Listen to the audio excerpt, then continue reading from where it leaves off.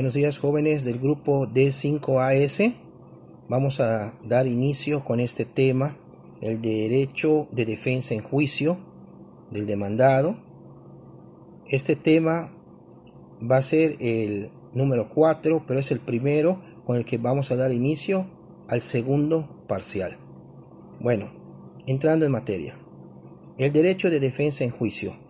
En el ordenamiento jurídico mexicano, el derecho de defensa en juicio se deriva del segundo párrafo del artículo 14 de la Constitución Federal, que expresa textualmente lo siguiente: que nadie podrá ser privado de la libertad o de sus propiedades, posesiones o derechos, sino mediante juicio seguido ante los tribunales previamente establecidos, en el que se cumplan las formalidades esenciales del procedimiento y conforme a las leyes expedidas con anterioridad al hecho. No perdamos de vista, cuando hablamos de las formalidades esenciales del procedimiento, entre las cuales está la garantía de audiencia que tiene el demandado para ser oído y vencido en juicio.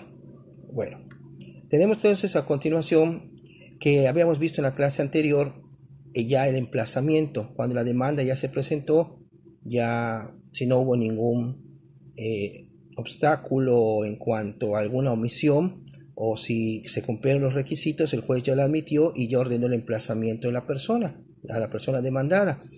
Bueno, ¿qué actitudes puede asumir el demandado cuando se le va a emplazar una vez que ya está enterado de la existencia de una demanda en su contra?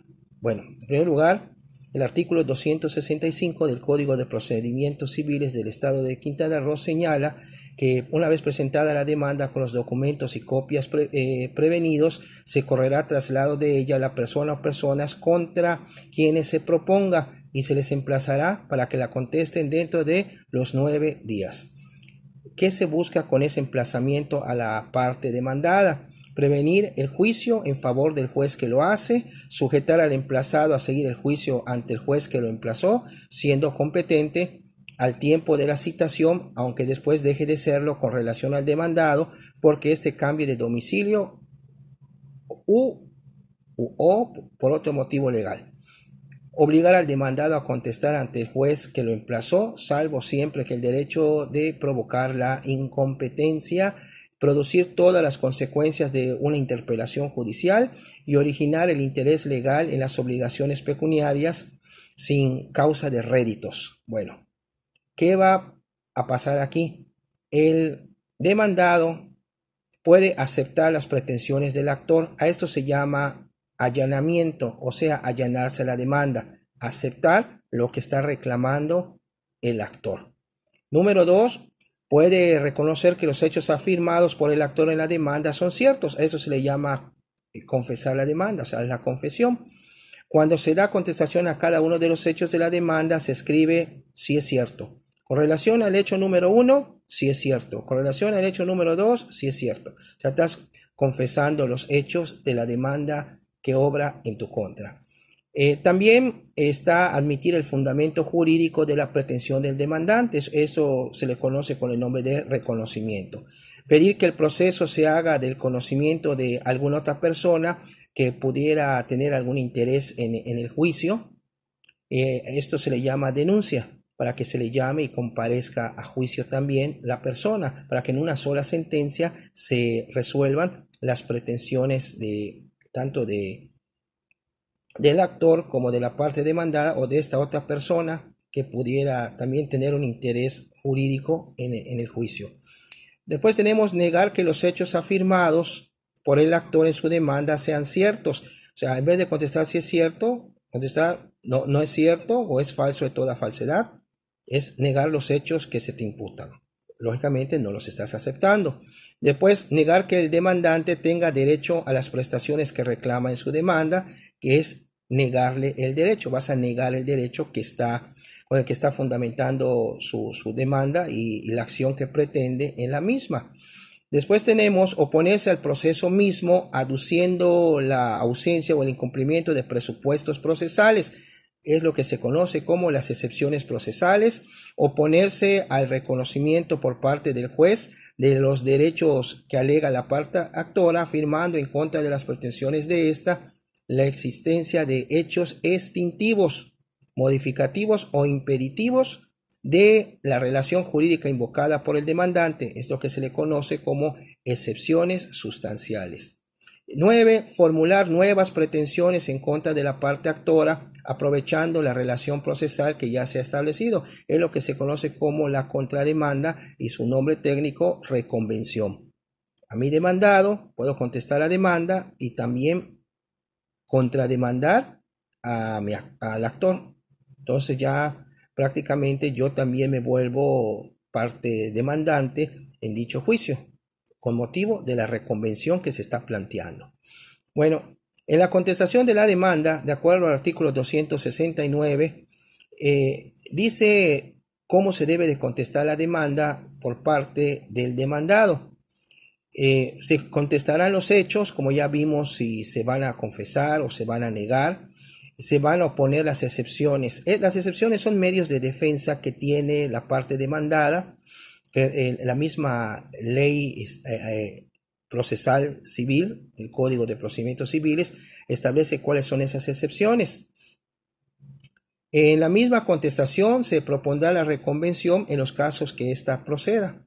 Bueno, aquí ya tenemos el caso, bueno, los casos, las actitudes que puede asumir el demandado una vez que es emplazado. El allanamiento, ya lo vimos, que es una conducta autocompositiva propia, donde él va a aceptar las pretensiones que está reclamando el actor. En la confesión va a aceptar los hechos que él que está planteando en su demanda el actor. Tenemos también el reconocimiento, donde va a aceptar incluso el derecho que se está planteando. La denuncia, como ya anteriormente se dijo, si se tiene conocimiento de que hay un tercero que pueda tener interés en ese juicio o que esté involucrado en dicho juicio, se denuncia ante el juez para efecto de que se le llame a juicio. También tenemos la negación de los hechos, cuando no vamos a aceptar como demandado los hechos que se están planteando en la demanda. Tenemos la negación del derecho, como también ya anteriormente se ha manifestado, la oposición de excepciones que se van a presentar. Y vamos a hacer un paréntesis. La palabra excepción ha tenido y tiene numerosos significados en el derecho procesal. La exceptio, como se le conoce originalmente, se originó en la etapa del proceso por fórmulas del derecho romano, como un medio de defensa del demandado, y este consistía en una cláusula que el magistrado, a petición del demandado, insertaba en la fórmula para que el juez, si resultaba aprobada las circunstancias de hecho que estaba alegando el demandado, absolviera a aun cuando se considerara fundada la intención o la intentio, como se le conoce, del actor.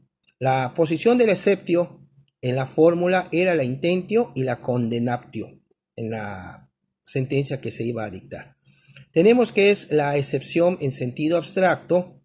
Se designa con un sentido de dicha índole el poder que tiene el demandado para oponer frente a la pretensión del actor cuestiones que, si bien impiden el pronunciamiento de fondo sobre dicha pretensión, o que en caso de que se llegara a tal pronunciamiento produzca la absolución del demandado. Esa es la excepción en sentido abstracto. Tenemos la excepción en sentido concreto, y estas se suelen designar a las cuestiones concretas que el demandado plantea frente a la pretensión del actor, con el objeto de oponerse a la continuación del proceso, alegando que no se han satisfecho los presupuestos procesales, o sea, las excepciones procesales, o con el fin de oponerse al reconocimiento por parte del juez de la fundamentación de la pretensión de la parte actora, aduciendo la existencia de hechos extintivos, modificativos o impeditivos de la relación jurídica invocada por la parte actora o demandante. Son que se conocen como excepciones sustanciales. Después tenemos las excepciones y presupuestos procesales. ¿Qué vamos a entender por los presupuestos procesales? Ya habíamos hablado de que las excepciones son medios de defensa que reconoce la ley y que le otorga al demandado para su defensa durante un juicio. Por presupuestos procesales se entiende en términos generales el conjunto de condiciones cuya presencia o ausencia es necesaria durante el juicio para la válida integración y desarrollo de la relación procesal. Sin pretender analizar detenidamente todos estos, o sea, los presupuestos procesales, Vamos a ver cuáles son estos. Se dividen en dos, que son previos al proceso y previos a la sentencia. Los que son previos al proceso son aquellos que se refieren a los sujetos o al objeto del proceso. Dentro de los primeros se encuentra la competencia del juzgador y la capacidad procesal de las partes, la representación y la legitimación de estas. Dentro de los presupuestos procesales previos al proceso concernientes al objeto de este, podemos mencionar la exigencia de que el litigio que se va a plantear en un proceso no haya sido previamente resuelto mediante sentencia dictada en un proceso anterior, o sea, que ya obre un juicio anterior donde ya se dirimió lo que se está ahora peleando en este nuevo proceso. Bueno, el incumplimiento de los presupuestos procesales previos al proceso puede ser denunciado al juzgador a través precisamente de lo que se conoce como las excepciones procesales. Es decir, su señoría o señor juez, hay un juicio previo que ya se resolvió y se está prácticamente volviendo a juzgar algo que ya está juzgado. Bueno, las excepciones procesales tenemos la de la incompetencia del juez, que tiene por objeto denunciar la falta del presupuesto procesal consistente en la competencia del órgano jurisdiccional, o sea, que el juez que está conociendo del asunto no es competente. O sea, una de las un presupuesto procesal es que el que va a conocer del juicio tiene que tener competencia, es un requisito. Por eso mencionamos la palabra presupuesto procesal. Después tenemos la excepción de falta de personalidad o capacidad en el actor, o sea que el que lo está representando realmente no tiene una personalidad jurídica para representar al actor, o bien que no tiene capacidad jurídica para promover el juicio. Tenemos también otra excepción, se le conoce con el nombre de litispendencia, que tiene por objeto hacer del conocimiento al juez que el litigio que el actor está planteando con su demanda ya está siendo conocido en otro proceso anterior, o sea que no se ha resuelto el proceso anterior, que todavía se está conociendo, que se trata de un litigio pendiente de resolver en un proceso que ya se había iniciado con anterioridad al presente, al que ahora promueve el actor con su demanda, y la idea de la litispendencia es de que se puedan acumular y se puedan resolver en una sola sentencia. Está la excepción también de cosa juzgada, cuando ya existe una denuncia, un litigio anterior donde se planteó la misma situación y ya se dictó sentencia y esta ya quedó firme. Tenemos también la excepción de conexidad, que es una excepción que no es más que una petición que se le formula, mejor dicho, la parte demandada para que el juicio promovido por el actor se acumule a otro juicio diverso de aquel, pero que tiene conexidad con el que se está conociendo, con el objeto de que ambos juicios sean resueltos en una sola sentencia. Después tenemos la improcedencia de la vía, cuando no es la vía idónea la que se está promoviendo el juicio de que se trate.